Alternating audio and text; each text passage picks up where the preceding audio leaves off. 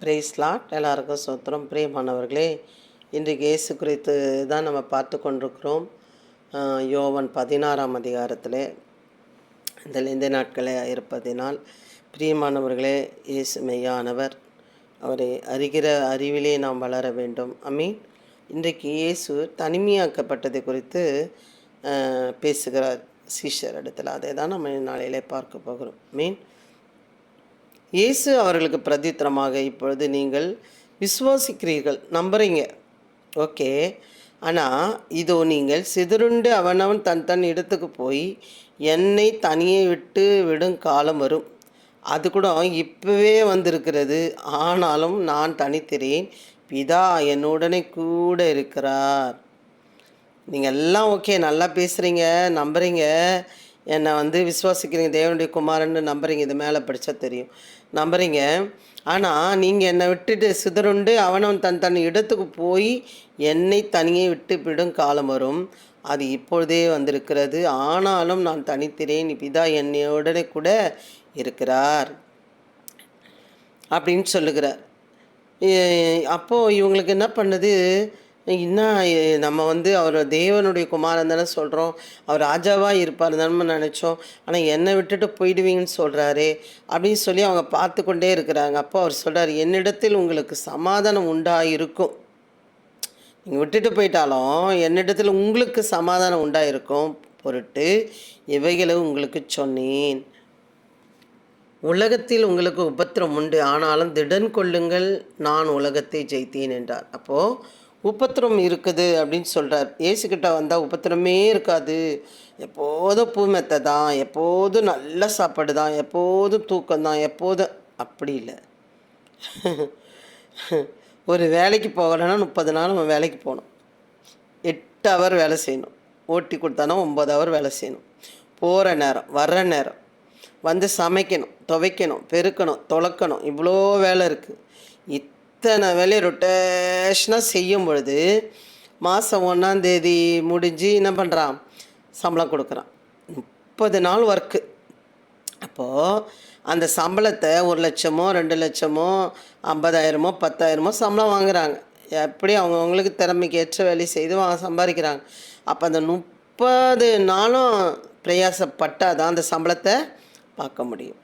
இல்லாட்டா எப்படி பார்க்க முடியும்? ஒன்றுமே பார்க்க முடியாது. அதை போல் அவர்கள் நான் பரலோக ராஜ்யத்துக்கு போகணும் அப்படின்னு சொன்னால் சும்மா நல்லா 3 வேளை தின்னு தூங்கி எழுந்து no no no no no நமக்கு கொடுத்துக்கிற அந்த உபத்திரவத்திலே, அதுக்கு தான் சொல்கிறாரு, உலகத்தில் உங்களுக்கு உபத்திரம் உண்டு, ஆனாலும் திடன் கொள்ளுங்கள், திடன் கொள்ளணும், நான் உங்களை நான் உலகத்தை ஜெயித்தேன். அந்த ஜெயிப்பு நமக்குள்ளே இருக்க வேண்டும். பிரியமானவர்களே, சரி, நீங்கள் அப்போ விட்டுட்டு போயிடுறாங்க, ஆனால் அவர் ஜெயிக்கலையா? பார்த்தீங்கன்னா சிலுவையில் அவர் ஜெயித்தார், சிலுவையில் ஜீவனை தந்தார், சிலுவையில் ரத்தம் ஃபுல்லாக சிந்தினார். அவர் அதுக்கு பிறகு அவர் என்ன பண்ணாங்க, அடக்கம் பண்ணினார்கள், 3ஆம் நாள் உயிர்த்தெழுந்தார். ஜெயித்தாரா? அதே போல் தான் நாம்பளும் உயிர்த்தெழுந்து போகிறோம். அவர் அப்படியே தான், அதே பாணியில் தான் நம்மளும் வாழ போகிறோம். அதுக்கு அவரிடத்திலே வர வேண்டும் என்றால் வேதத்தில் உள்ள என்னென்னு ரகசியம் நம்ம அறிந்து கொள்ள வேண்டும். சரி, நம்ம கூட நிறைய நேரத்தில் தனித்து விடப்படுகிற ஒரு நேரம் இருக்கும். அதுலேயும் எனக்கு பார்த்திங்கன்னா அது என்னன்னே என் ராசினே எனக்கே தெரியல. என் ராசி நட்சத்திரமாக சொல்லுவாங்க, மகராசின்னு சொல்லுவாங்க பார்த்தீங்களா, அது மாதிரி என்னன்னு எனக்கு தெரியல. யாருக்கு என்ன செய்தாலும் நல்ல பேர் கிடைக்கவே கிடைக்காது. எங்கள் வீட்டுக்காரர் ஹேண்டிகேப்டு கணவர், 4 விரல் கிடையாது. அவர் கல்யாணம் பண்ண அடையாடாப்பா, அவர் என்னை வச்சு செஞ்சார். ஆமாம், அவருக்கு அவர் அழகாக தான் இருப்பார். என்னவோ தெரில, அவருக்கு என்னை பிடிக்காமல் போயிடுச்சு. என்னை பார்க்கும்போது அவர் பேசின முதல் வார்த்தையே மனசு துக்கப்பட்டுச்சு. பிரியமானவர்களே, அப்படியே தனிமையாக்கப்பட்டேன். மறுபடியும் அவங்க ஃப்ரெண்ட்ஸோட என்னை திருப்பதிக்கு கூட்டிகிட்டு போனாங்க. நான் 92 நடந்ததை சொல்கிறேன். திருப்பதி கூட்டிகிட்டு போகும்போது என்னை விட்டுட்டார் அம்போன்னு. அவங்க ஃப்ரெண்ட்ஸும் கூடயே சுற்றிட்டுருக்காரு, அவங்க கூட தான் படுத்து தூங்குறாரு. நான் தனிமையாக்கப்பட்டிருக்கேன். மனக்கவலை எனக்கு. ஐயோ, இப்படி இருக்கிறாரு, நம்ம ஐயோ பாவன்னு பார்த்து நம்ம கல்யாணம் பண்ணால் என்ன ஐயோன்னு விட்டுட்டு போகிறாரு, அம்போன்னு விட்டுட்டு போகிறாரு அப்படின்னு எனக்கு ஒரு மனக்கவலை. சரி, அப்படியே இந்த 2 பிள்ளைகள் இருந்தாங்க. அப்புறம் நான் வேலைக்கு போகணும் அப்படின்னு நான் வந்தேன். வரவே இல்லை. நான் எங்கள் அம்மாக்கிட்ட எங்கள் சண்டை சச்சரவுலாம் இல்லாமல் தான் நான் வந்தேன். வந்து எங்கள் மாமியார் வீட்டிலேருந்து வந்தேன், 2 பிள்ளைங்கள படிக்க வைக்கணும்னு. ஒரு 2 வருஷம் அங்கேயே தான் இருந்து அழுதுகிட்டே இருப்பேன், தனிமை. அதுக்கப்புறமா சபைக்கு போக ஆரம்பிக்கும் பொழுது தான் எனக்காக ஒருவர் ஜெபிக்கும் பொழுது 2 வருஷத்துக்கு மேலே ஆயிடுச்சு. அப்புறம் அவர் வந்த பிறகு தான் நான் இடம் வாங்கவோ, வீடு கட்டவோ, பிள்ளைகளை படிக்க வைக்கவோ, நல்ல சாப்பாடு, நல்ல இது பண்ண வாழ்க்கையை எனக்கு ஆண்டவர் வந்து கொடுத்தார். பிரியமானவர்கள், குடும்பம் அது ஒரு சந்தோஷமான ஒரு கூடு. அது கிடைக்கலன்னா யாருக்காக இருந்தாலும் அது கஷ்டம். அது கடவுள் நியமிச்சிருக்கிற காரியம். ஆனால் மனிதர்களாக நாம் தான் பிரிந்து விடுகிறோம், சண்டை போடுகிறோம், சிதறுண்டி ஓடி போகிறோம், மரித்து போகிறோம், இப்படி நிறைய காரியங்கள். ஆனால் கடவுள் அதுக்காக நியமிக்கவில்லை. இந்த உலகத்தில் உபத்திரம் உண்டு, ஆனாலும் நீங்கள் என்ன பண்ணணும்? திடன் கொள்ளுங்கள்னு சொல்லி. பின்பு சரி, ஓகே. அதுக்கப்புறமா பிள்ளைகள்லாம் நான் படிக்க வச்சு கொஞ்சம் ஆளாக்கும் பொழுது என்ன பண்ணுறாரு, அவருக்கு சிக்காகி இறந்து போகிறார். எங்கள் வீட்டுக்காரர் 2009 இறந்து போகிறார். அதுக்கப்புறம் எங்கள் அம்மா வீட்டுக்கு நான் தஞ்சம் அடைகிறேன். எங்கள் அம்மா என்னை விடலை, தனியாக இருக்கிற வேண்டாம் வந்துருன்னு சொல்லி கொண்டு போய் வச்சுக்கிட்டாங்க. அப்போது ஒரு என்ன நடக்குதுன்னு சொன்னால், ஒரு காம்பவுண்டில் 2 வீடு நாங்கள் பார்த்தோம். நடுவில் 4 வீடு, லாஸ்ட்டில் ஒரு வீடு, ஃபஸ்ட்டில் ஒரு வீடு நாங்கள் வாடகை எடுத்தோம். அதில் இந்த பசங்க என்ன பண்ணோம், நான் இன்றைக்கெல்லாம் ஒர்க் பண்ணிவிட்டு வீட்டில் வந்து ஒரு ப்ளவுஸ் தைச்சிட்டு தான் நான் படுக்கணும். என் பிள்ளைக்கு காலேஜுக்கு எங்கள் வீட்டுக்காரர் இறந்துட்டார். ஒரு 1000 வருமானம் 2000 போச்சு. அப்போ நான் என்ன பண்ணணும், உட்காந்து தைப்பேன். ஒரு ப்ளவுஸாக தைக்காமல் படுக்க மாட்டேன். அப்போ அதுக்கு முன்னாடி பாத்திரம் தேய்க்கணும், இல்லை சமைக்கணும். எங்கள் அம்மா வீட்டில் இருக்கும்போது சொல்கிற கூட்டத்தில் செஞ்சுட்டு ரொம்ப டயர்டாகிடும். படுத்து தூங்கலாம் பார்த்தா இவங்க எல்லாம் மொத்தமாக ஒரே ரூமில் பத்துருவாங்க. அந்த பக்கம் இன்னும் ஃபஸ்ட்டில் இருக்கிற வீட்டில் நான் என்ன பண்ணணுன்னா போய் படுக்கலான்னு பார்த்தா என் பசங்களும் வராதுங்க, என் தம்பி பசங்களும் வராது என் கூட வந்து படுக்க. அந்த லாஸ்ட் ரூமில் பாட்டி கூடவே படுத்துக்கோங்க, பாட்டி கூடவே பேத்தியும் படுத்துக்கோங்க, என் பிள்ளைங்களும் படுத்துக்கோங்க. நான் மட்டும் அங்கே போய் படுத்துனேன். எங்கள் அப்பா வருவார். வந்தோன்னா எங்கள் அப்பா ஒரு மூலையில், நான் ஒரு மூலையில் படுத்துட்ருப்பேன். இல்லைனா அவர் வரல வரைக்கும் நான் தனியாக படுத்து கிடப்பேன். இந்த வீட்டுக்கும் அந்த வீட்டுக்கும் வந்து படுங்களேன், வந்து என் கூட வந்து படுங்களேன், என் பிள்ளைங்களையும் நான் கெஞ்சுவேன், அந்த குழந்தைங்களையும் நான் கெஞ்சுவேன். யாருமே வரமாட்டாங்க. தனிமை அழுவேன். கவலையாக இருக்கும், துக்கமாக இருக்கும், ஒரு நாளும் துக்கமாக இருக்கும். அது யாருக்குமே தெரியாது. எங்கள் வீட்டில் இருக்கவங்க யாருக்குமே தெரியாது. தனிமை. அவங்க வந்து படுத்திருக்கிற இடத்துல ஒரு சவுண்டு கேட்கும், அப்படின்னு கேட்கும். திடுக்குன்னு பயந்துருவேன். இந்த பாம்பு கத்தும் பார்த்திங்களா, அந்த மாதிரி கத்தும். அப்போது முழிச்சுட்டு இருப்பேன். இப்படியே இந்த வீட்டுக்கு அந்த கோடிக்கு அது 2 ஃப்ளாட்டு. ஃபஸ்ட்டில் இருக்குது அந்த வீட்டில் நான் போய் படுப்பேன். லாஸ்ட்டில் தான் இவங்க வந்து எங்கள் அம்மா வீட்டில் எல்லோரும் படுப்பாங்க. இந்த வீட்டுக்கும் சுற்றுவோம் பாருங்கள். வந்து படுங்க, என் கூட யாருன்னா ஒரு ஆள் வந்து படுங்கன்னா எல்லாமே எங்கள் அம்மா கூடயே தான் வந்து படுக்குங்க. எனக்கு ரொம்ப தனிமையாக்கப்பட்ட ஒரு நாட்கள் அதெல்லாம், பிரியமானவர்களே. ஆனால் நான் செத்து போயிருந்தேன்னா உண்மையிலேயே இந்த ஒரு வாழ்க்கையில் நான் பார்த்துருக்க முடியுமா? வேதத்தை அறிந்திருக்க முடியுமா? ஆண்டவரை அறிந்திருக்க முடியுமா? உண்மையிலேயே வாழ்க்கையே வேஸ்ட்டாக போயிருக்கும்.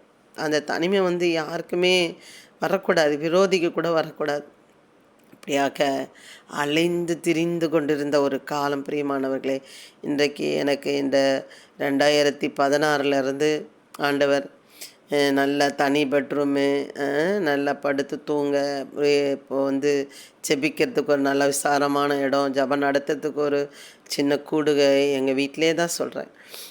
அப்படி ஒரு எப்படி சொல்கிறது, எங்களுக்கு ஒரு சுதந்திரத்தை ஆண்டவர் கொடுத்தார் தூங்குறதுக்கு. நான் நினச்சா படுத்து தூங்கலாம், நினச்சா வேலை செய்யலாம், நினச்சா எழுந்துக்கலாம். எனக்கு உடம்பு சரியில்லைன்னா நான் படுத்துப்பேன். ஆனால் அங்கே இருக்கும்பொழுது நமக்கு என்ன தான் உடம்பு சிக்குந்தாலும் அவங்க ஏதாவது வந்து கொடுக்கறத சமைச்சு தான் ஆகணும். உனக்கு உடம்பு சரியில்லையா, உனக்கு தலை வலிக்குதா, உனக்கு ஜுரம் அடிக்குதா? அதே போல் இந்த கொரோனா நேரத்தில் ஊசி போட்டுட்டு நான் படுபட்டேன், ரொம்ப தனியாளாக. அவங்களுக்கெல்லாம் எங்கள் அம்மா வீட்டிலலாம் பார்த்திங்கன்னா எல்லாமே வந்து அவங்களுக்கு யாருக்குனாலும் நான் என்னோடய உழைப்பு அதில் இருக்கும். ஆனால் நான் எத்தனையோ இப்போவும் பலவீனில் தான் இருக்கிறேன். எனக்கு யாரும் ஒரு பிடி சாப்பாடு ஆக்கி போட அழியல. தனியாக தான் தனிமை தான். பிள்ளைகளுக்கு என்னால் முடிந்த அளவுக்கு செய்து தான் கொடுக்குறேன். 2 பிள்ளைங்க எனக்கு செய்து கொண்டு தான் இருக்கிறேன். பிரியமா, நான் எதுக்கு சொல்கிறேன்னா, இந்த உலகத்தில் உபத்திரவம் உண்டு, ஆனாலும் திடன் கொள்ளுங்கள், நான் உலகத்தை ஜெயித்தேன் என்றார். அதே போல் நாம் ஜெயிக்க வேண்டும். நிறைய பேர் அதை ஜெயிக்காமல் மரித்து போகிறாங்க, நல்ல வாழ்க்கையை இழந்து போகிறாங்க, அவங்க பரலோகத்துக்கு இழந்து போகிறாங்க. அது ஆண்டவரோட வைத்திருக்கிற பொக்கிஷத்தை விட்டு மறந்து போகிறாங்க. நிறைய நேரம் அப்படி தான் இருக்கும். ஆனாலும் பிரியமானவர்களே, அந்த இப்போ கூட ரொம்ப சிக்காயிட்டேன். அப்போ எனக்கு தலையே தூக்க முடியல. அம்மா, கொஞ்சம் என் பையன் பேர் உதயகுமார், ஜான் உதயகுமார். அவனுக்கு கொஞ்சம் சமைச்சு கொடுமா அப்படின்னு சொன்னால், ஐயோ எனக்கு சோறே ஆக்க தெரியாதுன்ட்டாங்க எங்கள் அம்மா. அப்படி சொன்னபோது எனக்கு மனசே உடைக்கப்பட்டுச்சு. ஏன்னு கேட்டால், அவங்களுக்கெல்லாம் ஆக்கி போட்டு ஆக்கி போட்டு ஆக்கி போட்டு என் கை தேஞ்சு போனது. அவங்க துணியை துவச்சி போட்டு நான் என்னோடய இடுப்பு தேஞ்சு போனது. எப்படி இருக்காங்க பார்த்துக்கங்க. பின்பு இங்கேருந்து போய் அவங்க அவ்வளோ 10 பேருக்கு சோறாக்கி குழம்பு வைக்கிறாங்க. அது என்கிட்டயே சொல்கிறாங்க, விட்டுட்டு போயிட்டா மருமக, எனக்குன்னா சோறாக்க தெரியாது அப்படின்னு சொல்கிறாங்க. எதுக்கு நான் இதெல்லாம் சொல்கிறேன்னா, இதெல்லாம் ஒரு தனிமை. பெற்றோர்களும் இருந்தாலும், பிள்ளைகள் இருந்தாலும், கணவர் இருந்தாலும், இந்த மாதிரி விடும் பொழுது தனிமையாக்கப்பட்ட அதே நிலைமையில அவர் தனியாக தொங்கினார். பிரியமானவர்களே, நமக்காக, நாம் நல்லா வாழ்வதற்காக, நம்ம சந்தோஷமாக இருப்பதற்காக, பரலோக ராஜ்யத்தை பெற்றுக்கொள்வதற்காக அவர் தனியாக சிலுவையிலே தொங்கினார். நீ நானும் நன்மை பெறவே, நீ நானும் பரலோக ராஜ்யத்தை அடைவே, நீ நானும் பாவசாபத்தை பாவசாபத்திலிருந்து விடுதலை பெறவே அவர் ரத்தமெல்லாம் சிந்தினார். பிரியமானவர் தனியாக தொங்கினார்.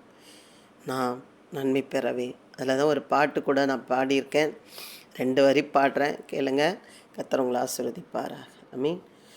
தன் ஜீவனை தந்து விட்டாரே தம்பியே உமக்காக, தன் ஜீவனை தந்து விட்டார் தம்பியே உமக்காக, நன்மைகளை நீ பெறவே, நன்மைகளை நீ பெறவே தந்திட்டார் ரத்தமெல்லாம். ரோமன் மன்னன் முன் நின்ன கர்த்தர் மதேவ தேவனே, சிலுவையை சுமந்திட்டார் சிந்திப்பாயன் மகனே, சிலுவையை சுமந்திட்டார் சிந்திப்பாயன் மகளே, பாவமெல்லாம் நீக்கிடவே, உன் பாவமெல்லாம் நீக்கிடவே சுமந்தார் உமக்காக. ரோமன் மன்னன் முன் நின்ன கர்த்தர் மதேவ தேவனே, ரத்தமெல்லாம் உமக்காகவே சிந்தியே மீட்டெடுத்தார், ரத்தமெல்லாம் உமக்காகவே சிந்தியே மீட்டெடுத்தார், பாவமெல்லாம் நீங்கிடவே, உன் பாவமெல்லாம் நீங்கிடவே சிந்தியே மீட்டெடுத்தார். ரோமன் மன்னன் முன் நின்ன கர்த்தர் மதேவ தேவனே. நிறைய அடிகள் இருக்கிறது பிரியமானவர்களே. ஏற்கனவே இந்த பாட்டு கூட நான் பாடியிருக்கேன். அதனால் தனியாக நாம் நன்மை பெற, பாவ சாபத்தில் நீங்கள் பரலோக ராஜ்யம் போக அவர் தன் ஜீவனையே தந்தார். பிரியமானவர்களே, தனிமையாக நீங்கள் தனிமையாக இருக்கிறேன்னு உணர்றீங்களா? அவரை பற்றி கொள்ளுங்கள், கூடவே இருப்பார். பிதாவானவர் அவரை தனியே விடவே இல்லையா பாருங்கள். பிதா என்னோட கூட இருந்தார், நான் தனியே இரேன், பிதா என்னோட கூட இருந்தார். அவரை நீங்கள் பற்றி கொள்ளும் பொழுது தனியாக இருக்கிறன்ற எண்ணமே உங்களுக்குள்ளே வராது. பிரியமானவர்களே, அவர் உங்களோட இருந்தால் போருமே.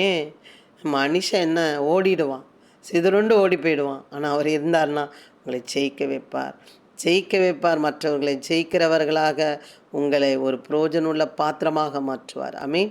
God bless. நீங்கள் தான் உங்கள் வீட்டுக்கு தெபொரால இருப்பீங்க, நீங்கள் தான் உங்கள் வீட்டுக்கு மோசையாக இருப்பீங்க. ஆமீன்.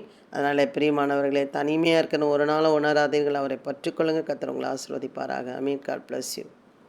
ஹல்லேலூயா.